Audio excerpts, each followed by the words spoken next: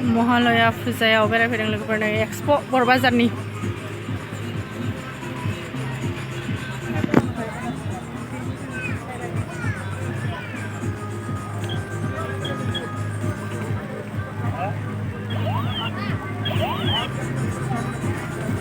मा लाखो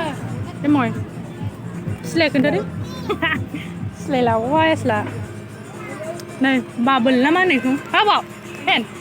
फैदो ओइ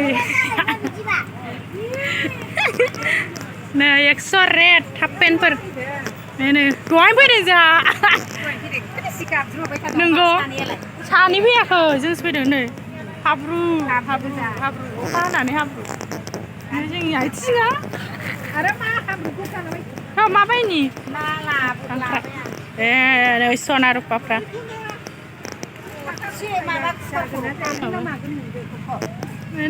नै हाब्रुआ नै ड्रेसफ्रा मोजाङानोथ' गान्दुखुवार मा होद सुनाय थां हिन्जावफोरनि ड्रेस कुर्ता कुर्ति सिनसि ओइ बुरजा दिनै सानबोलावरि फिल्म दंलै सानबोलावरि 250 रेट बिसोर मोजां मोनलै नै मोजां फिसा फिसाथार ओमफ्राय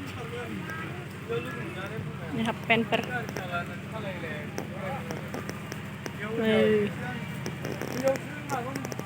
लागोन ना मागोन हट लिमोनद्रा जाजोब्बाय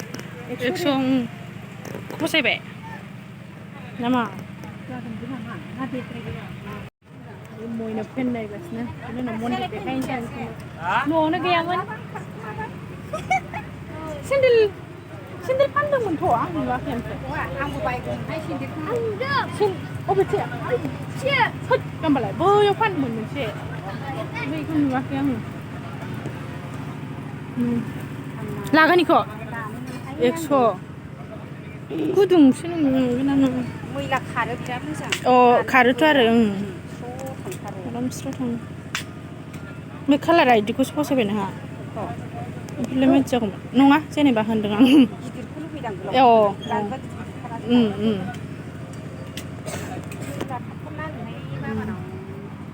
नै फारसेफ्रा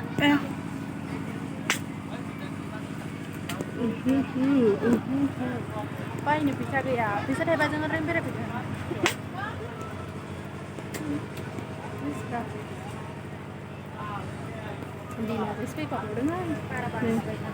मेगन रुफायो खौबो जाथ्रा लाखोना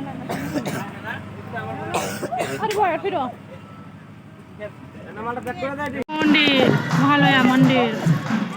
काराताल मोसानाय जागासिनो दै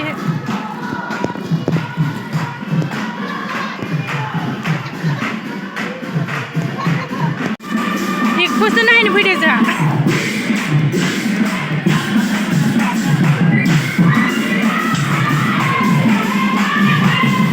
दावराव दावसि